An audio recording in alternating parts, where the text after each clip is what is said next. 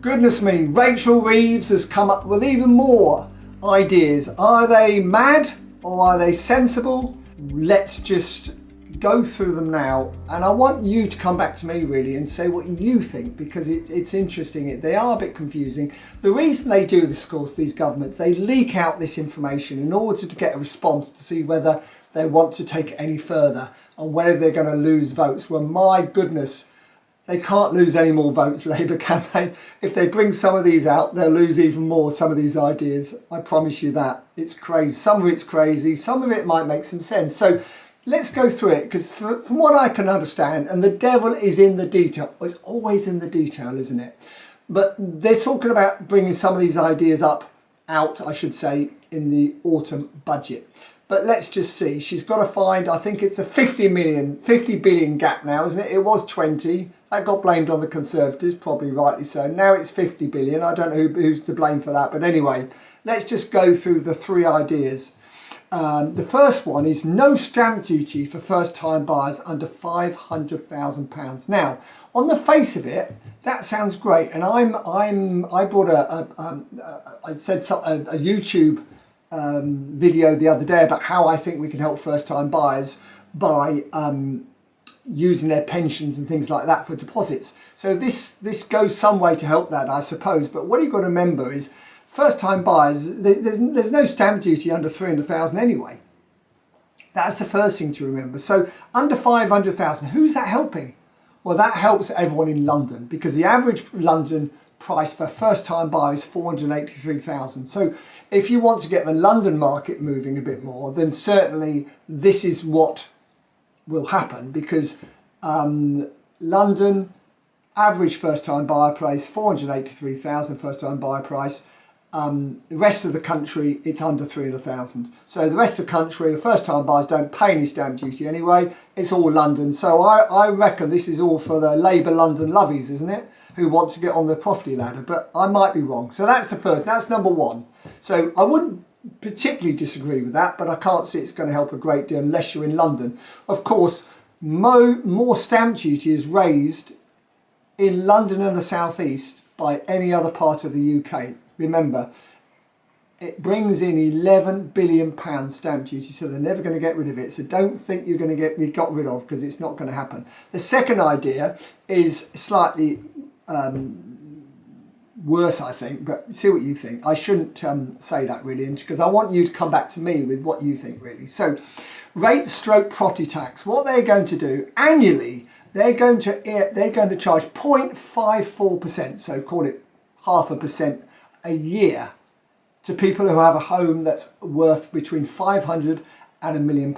And if it's over £1 million, they're going to charge you 0.81%. That's what they're talking about. Well, why don't they just call it 0.5% and 1%? It'll be a damn sight easier, wouldn't it?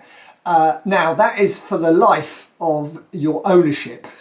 So that does mount up. Now, is that going to affect older people who are living in a bigger home?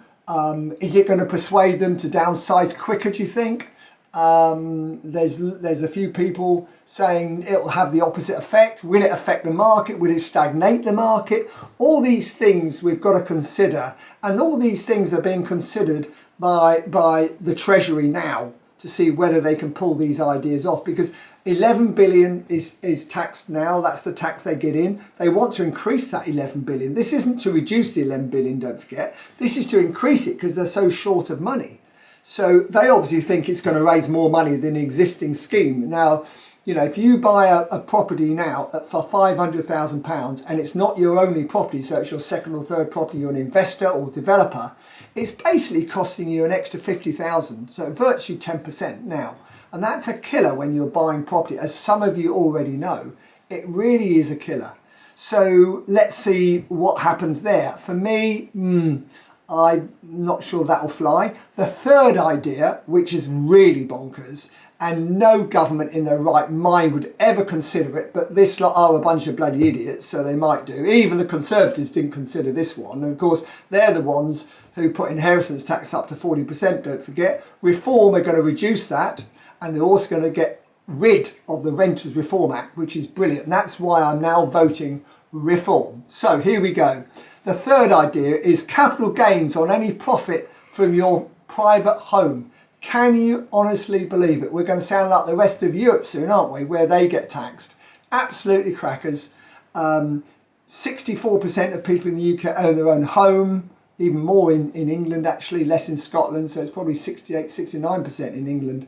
You know, absolutely bonkers. That is political suicide, and I don't think we need to personally worry about that, because I don't think even those bloody idiots, Reeves and her crowd, Starmer and that dreadful Angela Rayner, even they're not stupid enough, surely, to bring in capital gains on your private home. But hey, who knows? Let's see what's going to happen. These are only ideas at the moment, as you know, from the Treasury. That's why they've put them out there. I think it'd be really good, and I'd love to hear from you what your comments are, what you think should happen. You know, is it a tax on pensioners again? These poor old pensioners are being clobbered. But then again, having said they got clobbered, of course, they managed to get rid of the heating allowances all back on again for them. So, you know, Starmer changes his mind every 5 minutes, doesn't he? So, you know, will it stagnate house prices? Will it bring house prices down? Will it stop people moving? What about all these poor estate agents? Will they then sell a lot less houses? And I've got a string of estate agents, so I certainly don't want that. Anyway, have a think about it. Let me know what you think. And remember, my 2-day masterclass, Monday, September the 22nd and 23rd in Canary Wharf, London. It'd be great to see you there. If you want to push on with your property journey and change strategy or whatever, that's what I'm there for. I look forward to seeing you. See you soon.